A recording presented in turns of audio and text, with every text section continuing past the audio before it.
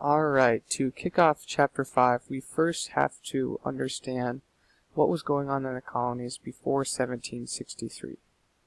So before 1763, there was a huge population growth in the colonies.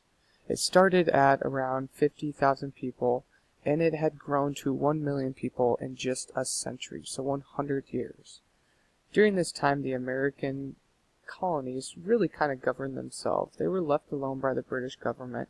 As many of you learn, your colonies had self-government. And these were essentially assemblies that passed laws for the peoples. And this was very attractive to settlers. It was a main reason why many of the colonists ventured over the Atlantic Ocean and to the Americas. As you can see here with the signing of the Mayflower Compact, this gave laws to the people of Massachusetts. So before 1763, there was also a conflict in the Ohio Valley, which I'll show you a map later. But anyways, the settlers in the colonies, they wanted to start moving west past the Appalachian Mountains and into this valley. But the problem was both the British and the French actually claimed this area.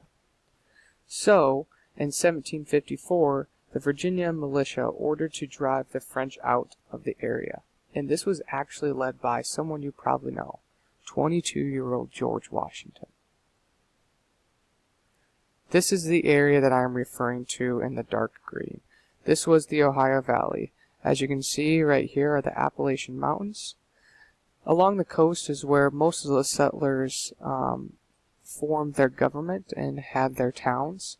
But as the population grew, they wanted to move west because of the resources, and the area that was right here was fairly fertile for the colonists. This conflict essentially sparked what was known as the French and Indian War. Bullets were sent by Washington and his men, which actually led to the start of this conflict. Many of the Indians also fought in this war, and they fought on the side of the French. The war was very, very long, and it lasted a total of 7 years. In 1763, Britain and France signed a peace treaty, which eventually ended the war after this long fighting. And it actually gave Canada to Britain. So Britain was the winner in this battle, and they gained the territory. The future of the colonists looked very bright, and many were very, very proud to be called British after this victory, because now they were allowed to go settle west of the Appalachian Mountains. Here's kind of a depiction of the battle. As you can see, the colonists were fighting as British. So the British were fighting in the red jackets there against the French. They were fighting for this land in the Ohio Valley. And like I said, many Indians fought with the French. Hence, that's why it was called the French and Indian War, because we were fighting the French, but also Indians kind of for this territory as well. After this victory, the Proclamation of 1763 was put into place. There was a new king of England in 1760, and his name was George III.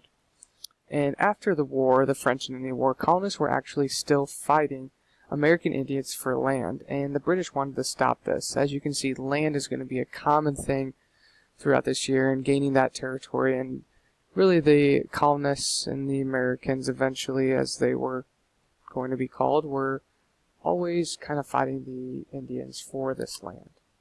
So the British wanted to stop it, so King George created what was called the Proclamation of 1763, and this stated that the land east of the Appalachian Mountains were for the settlers, and the land west of the Appalachian Mountains were for the American Indians.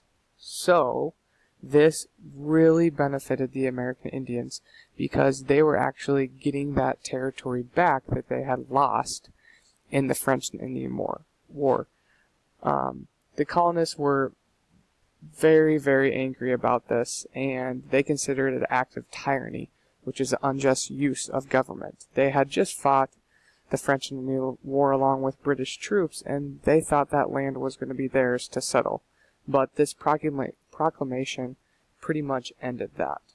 They were also very upset because settlers were also already living west of the mountains. Like I said, they were living in the mountains west of the they were living west of the Appalachian Mountains before the French and Indian War, and then definitely after the war, more and more people started settling there.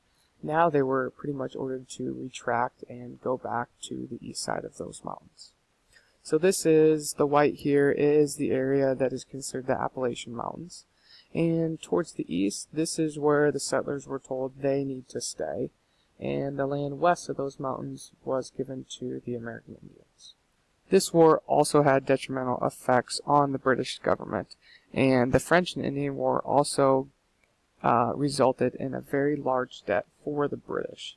And the British government knew they needed to get money somehow. So they started requiring the colonists to pay taxes, and the colonists had really never had to pay taxes before. But Britain really needed this money after that long 7-year battle. So they created what was called the Stamp Act. And this actually required colonists to buy a stamp for every piece of paper they used, resulting in a lot of money spent.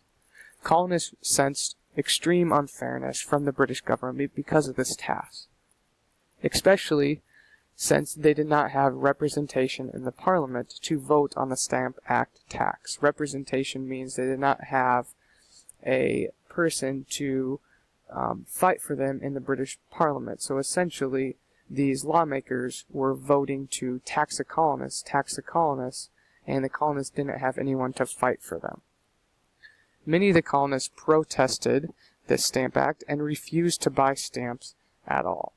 This actually worked, and the Stamp Act was repealed or canceled.